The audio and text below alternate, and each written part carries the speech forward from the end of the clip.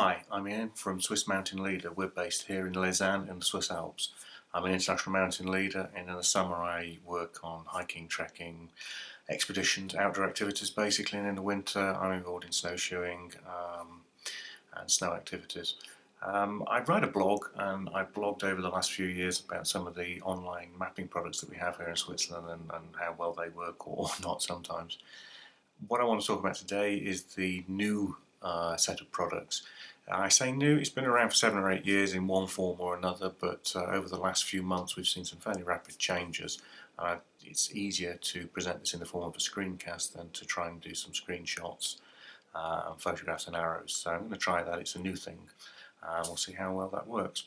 By way of background, SwissTopo are the mapping agency here in Switzerland. They've been around since 1838. They're now part of the Federal Department of Defence, Civil Protection and Sport, which in German is known as a DDPS.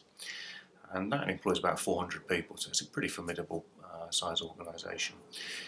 The technology we're looking at now goes back to some changes that were made in the law in 2008-2009, and the government passed something called the Federal Act on Geoinformation. And the Act, in the first article, has some aims set out, and the aims are that geodata relating to the territory of Switzerland is made available for general use, not just for the authorities, and that includes the cantons and the communes, but also to the private sector, for academics and scientific institutions, but also to the general public. And the Act requires that that information is available, that it's in a sustainable and up-to-date format, that access to it can be done in a rapid and easy manner, that it hits a required quality at a reasonable cost. And that's an act that anyone can go read if they're interested. So that translates into a system that we have which has about 50,000 users per day. There's over 300 maps available on there of different sorts, and the system is available in 5 languages. So the one thing I should say is that I have no official connection with this organisation at all. I'm just an international mountain leader. I'm someone that uses maps a lot recreationally and professionally. What we're going to do is try and take a look at that on my computer. Before doing that, I'm just going to very quickly show what some of the maps look like, the old ones. There are 3 or 4 main maps. We have here yellow, blue and brown. So this is a 1 to 50,000 map for the summer. It has hiking trails on. This is a 1 to 25, which has a lot of detail but doesn't actually mark footpaths. It shows where they physically are, but not as in terms of rights of way. And this is a ski map or a winter activity map, and it shows ski lifts, ski tour routes, and also slopes that are graded about 30 degrees, and that's so that we know that avalanches have a higher rate of incidence on those kind of slopes. So that just shows us where danger is. Also, just for completeness, I would also mention that we have some older maps, and these are the DVD versions of the maps, the products that predate the one that we're looking at now. Some of the maps we'll look at also have a context of the guidebook. This is a Club Alpine Suisse ski tour guidebook for the local region here, and it has a series of routes in it, maybe 1,000 routes in this, which correspond to the numbers on the map. So if you have the map and you have the book, you can marry the two things up and read the description. So without further ado, we'll turn to the computer. Okay, so picking this up again on the computer, I'm actually using a Chromebook with the Chrome browser and operating system. This works on any modern browser and it's cross-platform, so it should work reliably on a tablet or Windows, for instance. Just a quick word, I'm using some screencast software. So down here in the left-hand corner, we have some little tools associated with the screencast that I'm using, and that just lets me get a nice highlighted mouse pointer so that we can see what I'm doing. In the bottom right hand corner there should be a little video of me. Hi, and I'm going to move that around because it is just going to hide a couple of things. So the first thing to do is to actually go to the URL of the maps. Now it's a feature of the screencast software. You can't see what I'm typing, but the URL is map.geo.admin.ch, and that's going to appear on the screen. And that'll load up in a few seconds. It's generally pretty quick. We get a little grid overlay, and we should see an overview map of Switzerland.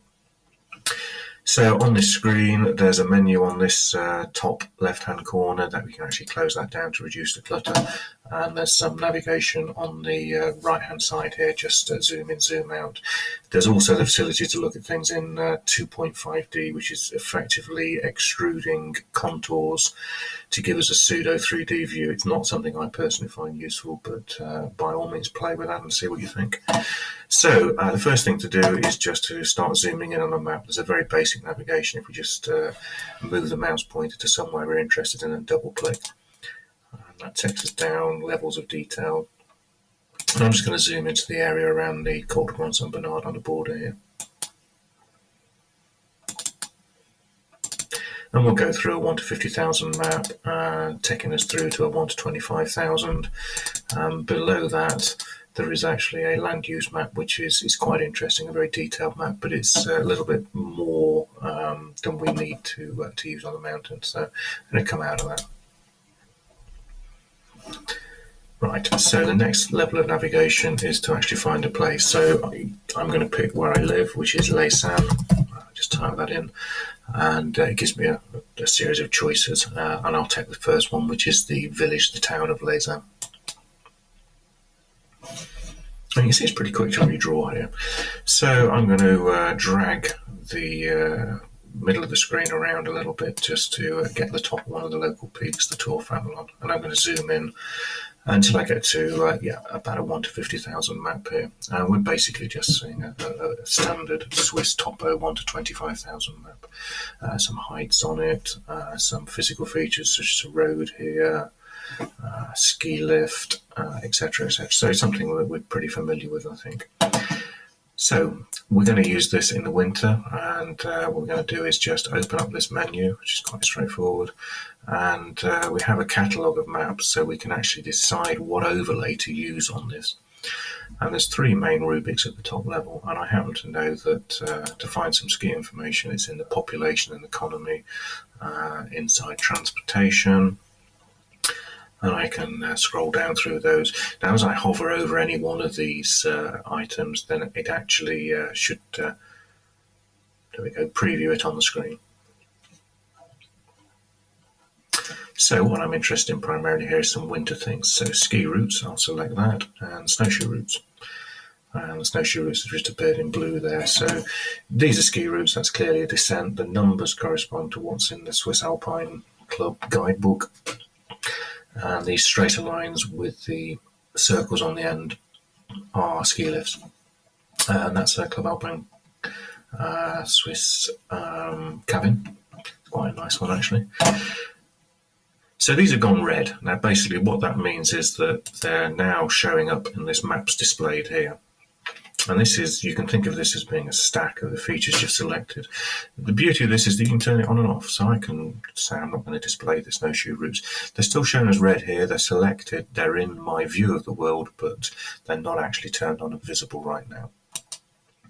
And that highlights a little bit of a problem, because what you can see when I turn the snowshoe routes on and off is that, in actual fact, the snowshoe route is on top of the ski map. Now, is that necessarily what I want? Well, I can change it. If I click the cog, then some basic navigation here is to move it up and down, so I can move the ski routes to the top. So now we see the ski routes are on top of the snowshoe routes. If I want to change that yet further, I can actually change the transparency so the ski routes don't show up so well, and turn it pretty much all the way off. The information icon here should give you some ideas about what the scale's about. It's quite detailed here because this is the information on a ski tour map. And as it said, there's an external link to that. So closing that down. And I'll leave it like that. That's perfectly fine. I think it works well. The other piece of information I want to make this like the ski tour map is the contour information. So I happen to know that this is inside the main rubric, base information, and there should be an elevation section. And there we go. So I have 2 choices here. If I hover over and go to preview, I have this, which is just any slope over 30 degrees. This is the angle that we're concerned about for avalanche. So avalanches tend to occur at 30 degrees at this latitude in normal snow conditions.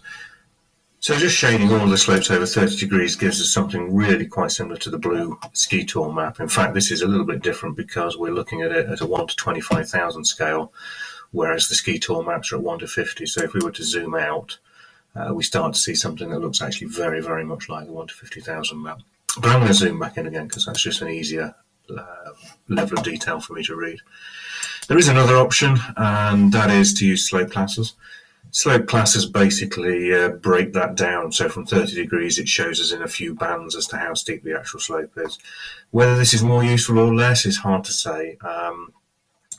Clearly, if I use just the standard shading, I can tell from the distance that the contours are apart just how steep that slope is. So I can see things that are at the low end, the 30 end, compared to being somewhat steeper off the back here, for example. And we can turn those on and off. I suggest that probably this is quite a cluttered display and we're probably better off just looking at the single slope grading. So that's it. That's basically a ski tour map. We can tidy this up, close some of the clutter down, and this is now ready to print. Printing should be pretty straightforward. It's just in the menu here. We can pick the orientation, so I picked it's an A4. We can pick the scale. For some reason it picks some kind of odd defaults, so I'm going to pick a 1 to 25,000.